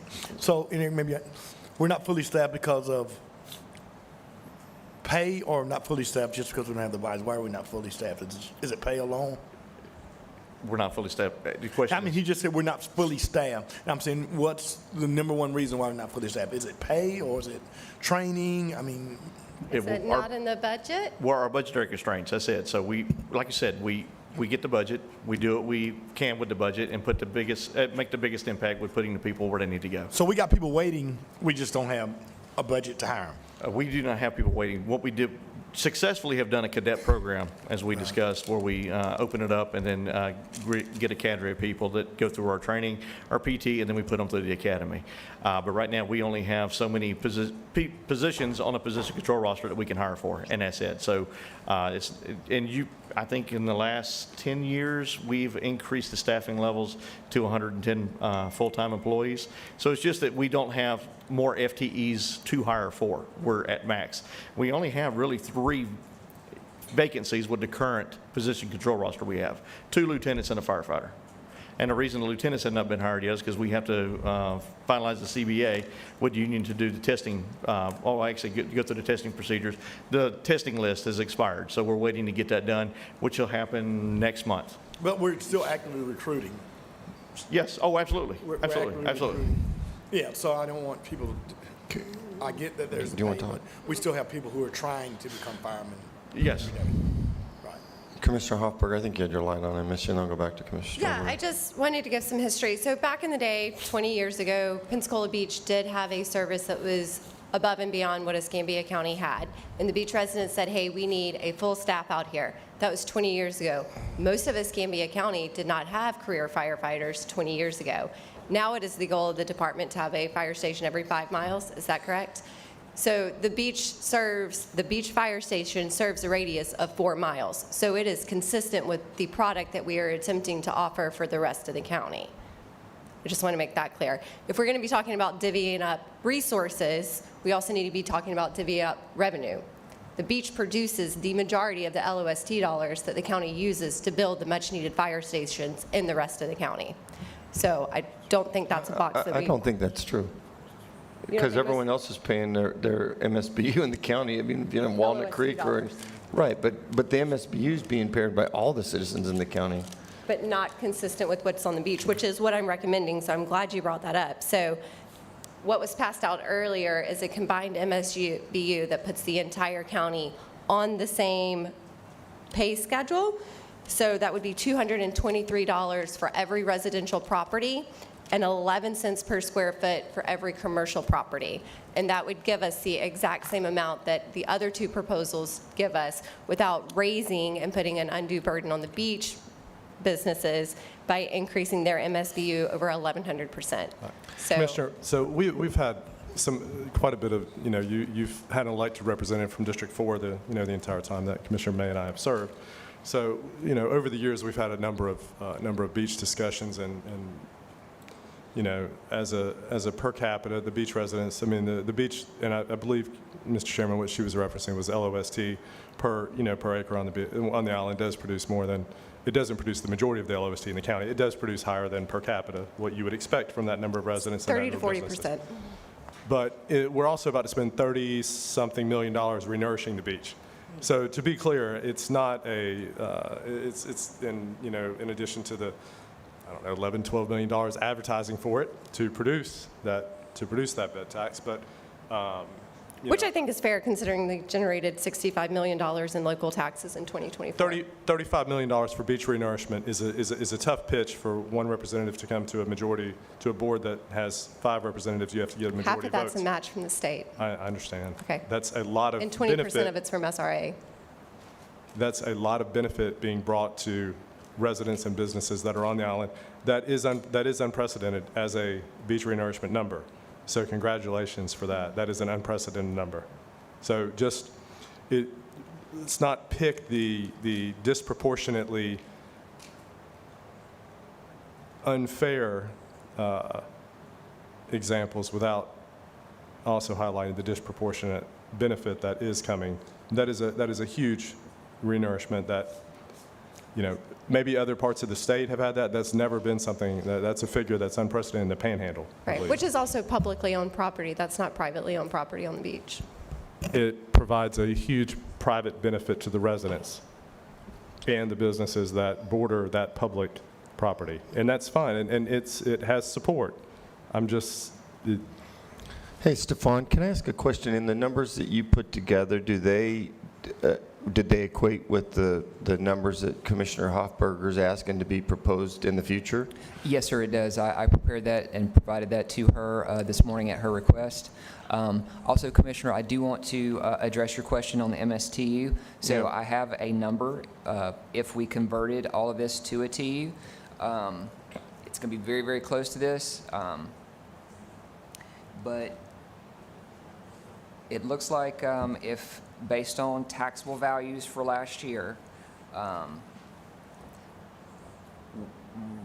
roughly 1.5325 mils would be, would cover the current ask, which is the existing fire budget, plus the additional 17+ million in revenue that we're asking for to move forward with today. But basically, you're looking at about a little over 1.5 mils would be what an MSTU would need to be to generate this revenue. Okay, that's good to know. Commissioner May, your mic's off. So if in that proposal, city residents would still pay, I mean, because we're paying a city fire tax, or we still pay this MSTU as a city resident? Actually, that is a great point, Commissioner. So since the city of Pensacola has a fire station, actually, we would not be able to do that on the countywide millage. Thank you for pointing that out. No problem, just because I live in the city and I pay a lot of taxes for fire and for police, and so, you know, we pay a little extra for those services. Correct. So I would actually need to redo this based on an incorporated millage value. I apologize. Yeah, no, the city has some nice fires. Commissioner Hopper, you're right on the lost. I also agree with Commissioner Berry, though. Public safety should not be based on where you live. It should be based on what's right. And the people on the beach, you know, obviously have larger houses than a lot of people, well, anyone in Beach Haven or Warrington or, you know, Edgewater, and they're paying for that millage. But at the same time, my point was that everyone else, no matter what your property value is outside of the beach, is still paying $125 for MSBU, and it's just as important to them. They're hurting, and I get the lost money, but you're right on that. But I do think, I want to put this out there. For a citizen in Escambia County today, excluding the beach, which I know we are going to have to discuss and see where we land on that, it's 34 cents a day. 34 cents a day for $125 a year to have fire and EMT coverage. That's ridiculous. If we raise it to $250, it's 68 cents a day. So, I mean, I know I'm going to get beat up pretty bad. Probably Commissioner May will too, because the people, everyone across the county, there's people in every district that's going to struggle with this.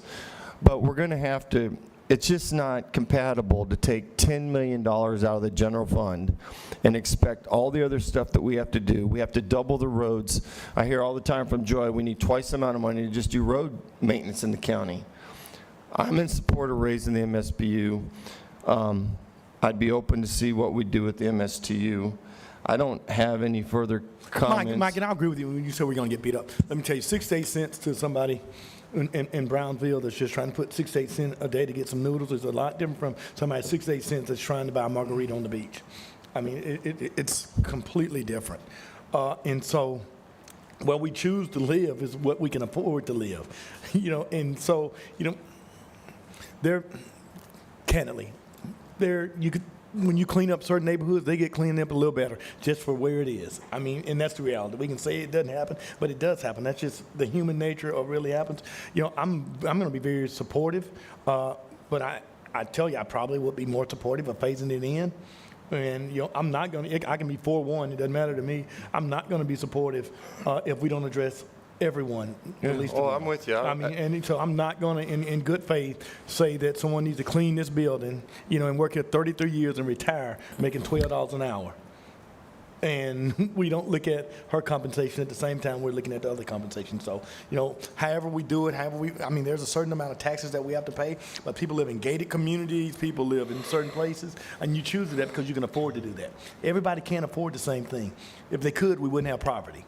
And so I see where you're going, and I agree with you, Mike. It's not, of course, for me and you, 6 to 8 cents is not a lot of money, but I mean, you know what? $5 is very important. I see kids every day in the community center that will stay there all day to get one slice of pizza.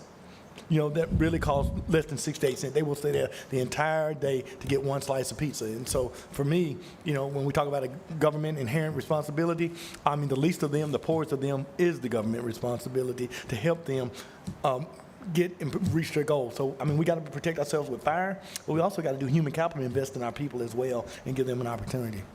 Well, I agree, and good governance is, and it's, sometimes these decisions are tough because we represent different areas of the county, and we all have our own struggles we're dealing with our constituents. Well, I like being a Democrat. We like more taxes, more services, more money. Let's increase it all. Yeah, let's increase the millage rate, the MSBU, MSTU. Let's do it all. I'm safe No with more that vote. Let's go. caffeine, Commissioner Hofberger. I just want it noted with combining them, it actually drops the MSBU for the proposal for the residential properties in the county. Not by a lot, it's $3, I get that, but adding the beach end does not raise it for the residential folks in the county. I will say it does raise it slightly for the commercial people. I'm probably one of the only ones up here that owns a brick and mortar building and business, so I understand how that's going to affect me. However, when and if, and God forbid the laundromat or Bogies catches on fire, I want to make sure that people are there to respond and those people are paid and trained properly. So I feel like that's an investment in my business.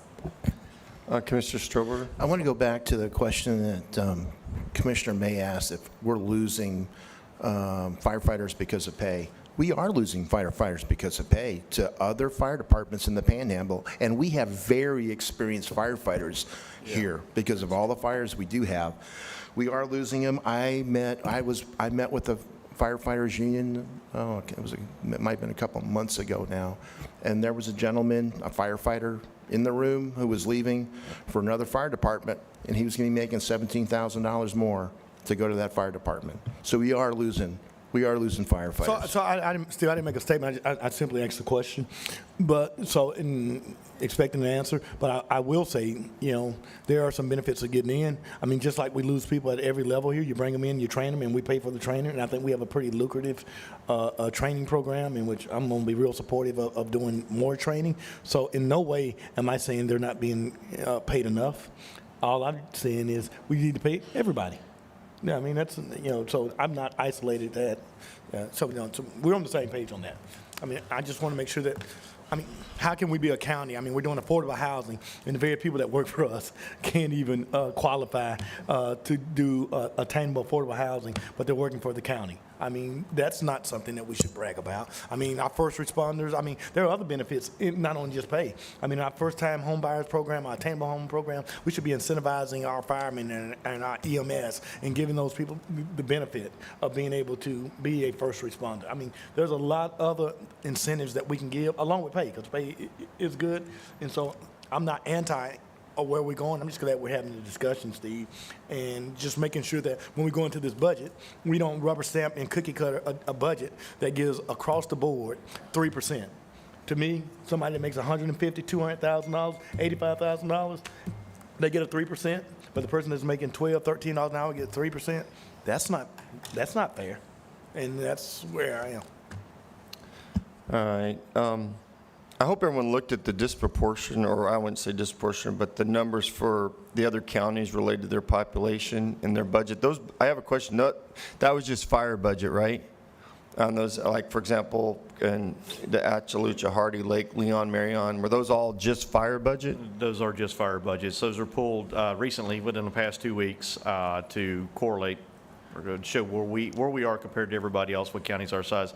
Of course, it's hard to, we can't just look at Midway or City of Pensacola. Those are independent fire districts, so you got to look at a countywide system with a similar population base is why we did this. Now, some of them do run an EMS, a fire-based EMS system, so it's EMS in it, but they also use a millage type rate to offset their EMS from their fire. The MSBU goes to fire. So, and they're all over the board throughout the state of Florida how they fund this. So what we do is not anything like what the other counties do. One of those counties have equivalent benefit units, EBUs. Is that Osceola for $160 million? Is that Yeah, that's right. So what they do is they charge so much per, so the property value. So whatever your property value is, you divide that by $5,000. And then multiply that $5,000 by 8, and that's where they get up with how much you owe. So it looks like one equivalent benefit unit is $5,000 of your property value. And so when you equate that, sometimes these people, it sounds very fetching, but when you equate it out, it's like $800 in a fire tax. So they call it assessment fee. So they're all over the board how they do it, but this is what we can best put together to show MSBU where we. Yeah, I don't think I'm interested in doing what they did over in Santa Rosa. I'd rather like it at MSBU, but that didn't go so well. But I want to share a story because I think firefighters, a lot of us, when I first got in, I went out to Pleasant Grove. Y'all know Steve Bodie. I've known him for years. He's now retired. And he said, Mike, I want you to come out here and see Pleasant Grove. So I went out there, and of course, sewer was coming up. I'm like, guys, is this for real? And then they had a run, and he said, jump on the fire truck, and we went out to a house out on Gulf Beach, and it was a while before a paramedic could get there. And I didn't know what the triage log was, but there was a guy with an open femur fracture that a truss had hit him on the thing, and the firefighters and I basically stabilized this guy, and I'm not blaming EMS, it's just way out there, and a lot of times they're the first ones there doing EMT stuff to save someone's life, or before they can get to triage and being maintained. This guy had a serious open fracture. It wasn't like it was a major open fracture, and he was going to require orthopedic surgery, and could have lost a lot of blood. I don't know what happened to him after the fact. But I think it's important that we realize that firefighters are the backfill sometimes when our EMS are taking more serious triage. And that's a huge important thing that we need to make sure it's not just about fighting fires, but also that. I don't have anything else. Chief Harris, do you have anything on your mind you want to say? Okay, I could tell you want to say something, so please share with us what you have on your mind. Yes. Thank you for allowing me the opportunity, and I certainly appreciate the open discussion that we've had this morning. But I feel I would be remiss if I didn't mention our firefighters that we have. And you're absolutely right. It's not just one certification that our firefighters have. It's the Firefighter Minimum Standards course. Many of them, if not a majority of them, have their EMT. We have select paramedics. We offer a technical rescue team that is a state team, and we brought our members up to that level. We have a regional hazmat team that we have, and I would be remiss if I don't acknowledge the fact that our firefighters are really the tips of the spear. They come to work every day working very hard, training exorbitant amount of hours for us to have that ability to service our citizens and the visitors that come here. So I would be remiss if I did not point out what a great job they're doing out there in the field, and I certainly appreciate that. And I appreciate your time today. Thank you. Thank you, Fire Chief Harrison. Okay, so I think we've had a lot of help. Do you have one more comment? No, I just wanted to thank Chief and Eric. This week, God's given me a lot of information, and we certainly appreciate it. So, Madam Attorney, at this point, since this was a discussion item, I know it's got to go for public hearing. Does the board need to make a vote to move that forward or not? It's just a discussion. It certainly would help if the board is ready to give some direction, because you will need, if you're going to do something, it will involve ordinances that are either going to need to be amended or created from scratch, depending on what it is you're wanting to do. So, But Chairman, I think that's premature. Stand if by, you're ready please. to give some direction, that would, I'm sure, really help your budget department, and we can be there to assist him with that. I do believe you have a July 1st deadline for special assessments if you want it to be on the coming fall's tax bills. That's what I thought. That's why I wanted to get out in the open. It's Okay. totally up to your discretion if you want to leave things the same, hold off the discussion, whatever your direction is. We are on standby to help the budget office. Okay, Commissioner Berry and then Commissioner May. I'm sorry, Yeah, Mr. Commissioner Chairman, May. why don't we just ask Wes and Allison to, interact with the board as well as with Stefan and bring something back without, I don't really want to vote on what's presented today. And, Okay. It may end up somewhere not, and I appreciate Commissioner Hoffberger's proposal as well. It may end up somewhere in between, as far as what actually comes back to the board in a couple of weeks or whenever we bring it back. But just ask Wes and Allison to work with, I each have of us no to see problem what we doing get that, Commissioner Berry, slated. but I know for me, I want to move forward with this sooner than later, but We do have to do something. Yeah, I'm not okay. disputing that. I don't know that we're going to end up exactly what was proposed today, and I don't know that we'll end up exactly what was alternatively proposed. But let's you know, just everybody actively talk with them. And no, I agree. Let's get it back on an agenda soon. But I'd rather not vote on the nuts and bolts of it today. It's the first real discussion we've had of it. Okay, no problem. Commissioner May? Thank you, Mr. Chairman. I think that you've heard unanimous support for supporting the firemen in this. I think there's questions about MSBU, MSTU, beach, all that. It needs to be cleaned up a little bit more, because if not, we'll see, if we had to vote on this today, I mean, we'd still be in discussion for me. And so I think, you know, Yeah. we all individually will get an opportunity to talk to staff, talk to Stefan, do more information to bring something back that can yield more of a consensus among all of the colleagues out here. And I don't think that we're there today. Quite frankly, I know we're not there. I agree. I think the only thing I wanted out on the table is we know the timeline, July 1st. So I We're down. think that each individual commissioner needs, in their weeklies, work expeditiously with the county administrator and county attorney to see if we're going to meet that Bring it all. deadline. I mean, we got a whole budget that's going to be brought Oh, forward. yeah, and there's only one meeting in June unless we add an add-on. So just let that know. If we get there, and if we have to, I'll do an add-on meeting, but I'd prefer not to do that. We're good. We can also work this into part of my cal, because it kind of intertwines. Well, I was going to ask you that. You're going to and lost? Okay, that's fine. Yep. All right, any other comments, and we can move on to the, thank you for the very healthy discussion. Thank you for the briefs, the citizens that showed up and expressed their concerns. It obviously, to me, is everyone cares about firefighters, we care about public safety.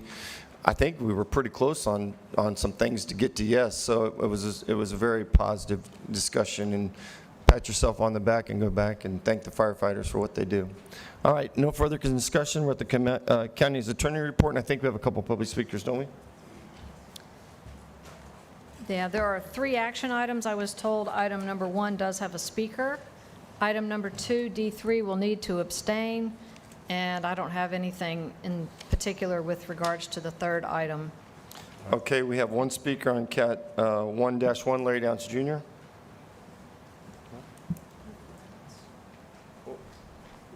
Well, do you guys want to move the balance before? I'm sorry. Is there a motion? No, because I need you to abstain on number 2. Oh, yeah. Move item 3. Item Is that 3. what you're- Yeah. All right. You can't. All right, a second item 3. Item 3 is good. Okay. Wait, he can't, can he get me? Item 3 is okay. Okay. All right, so there was a motion and a second? All right. I'm not sure. Please vote.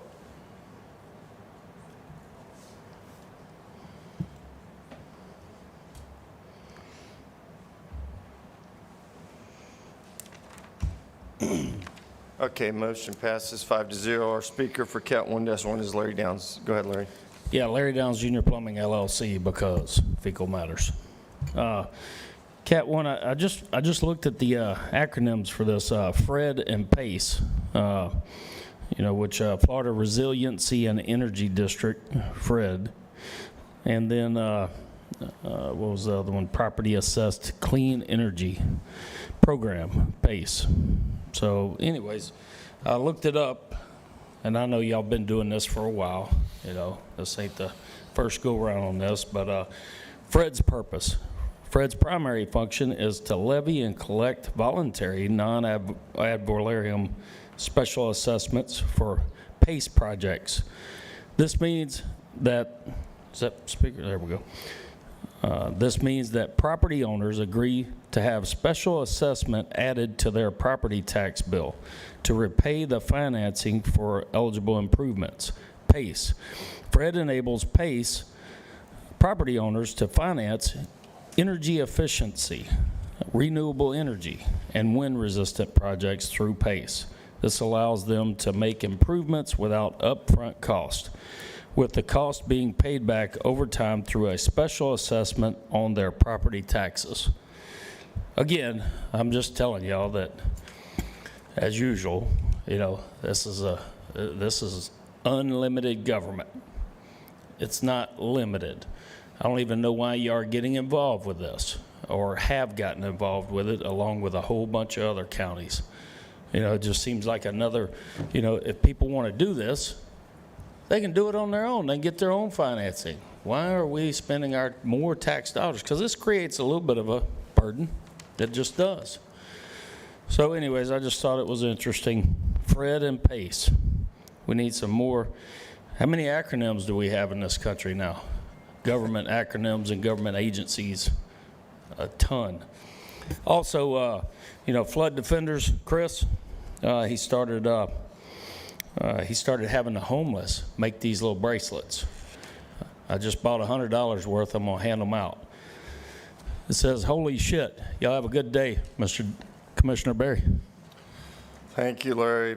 All right, that concludes our speakers for the county attorney report. Move the item. Okay, is there a second? Second. Please vote. Let's do a hand vote. I got logged out. Sorry, y'all. Motion passes 5-0. Thank you. Madam Attorney, we're at CAT 2-1. Item 2 is the remaining action item, and on that I've had some people reach out to me on the board, 3 already today from Darren. We have a speaker, Mr. that's Schick. for the discussion item. So, I thought we were. yeah, we're at CAT 2-1, discussion item, right? This is CAT 1-2. 1-2 is the Eager Beaver, scheduling of a Lemony's shade abstained. meeting for May the 1st. Sorry, I thought we, okay. Continue, apologize. So are you ready for me to say now, Madam Clerk?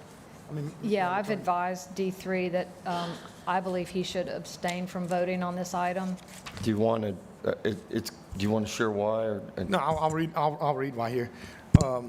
I, Lumen J. May, hereby disclose on April 17, 2025, inured to my special private or gain or loss, Escambia County Board of County Commissioners meeting April 17, 2025, County Attorney's Report Item 1-3, recommendation concerning the scheduling of an attorney-client session on Thursday, May 1st, 2025, to discuss pending litigation presents a conflict of interest pursuant to Statute 112-3143, Florida statute, or an appearance of conflict of interest pursuant to 286.012 Florida statute. Because the attorney for the plaintiff is employed by the same firm I have retained for my personal matters. Lumen J. May. Mr. Chairman, I move the item. Madam Attorney, do you have a comment before? Yeah, I saw you put your light on. Okay. No, we're good. All right, there's a motion by Commissioner Berry. Is there a second? Second. All right, please hand vote. Motion passes 4-0 with Commissioner May abstaining. And on the last item, Mr. Chairman, the discussion item, your indication to me earlier was to drop this item? Well, I want the board to have some discussion, but I think there's several concerns on the makeup. I've got things from Greg Harris, I've got things from Darren, I've got things from Mr. Bear. Darren Schaefer's here, he's a speaker. Can I let him come up and make his comments and then we'll talk? Come on up, Darren. And then he's the only speaker we have, Okay. so. And certainly great to hear from Darren, but I'm very supportive of dropping the item as well. Okay. Well, good morning, and thank you for the opportunity. I just want to start off by saying that I was excited that what the agenda was for the April 3rd Committee of the Whole, and I had every intention of attending that meeting, but instead I was rushing my father to Baptist Hospital to figure out why he couldn't breathe properly.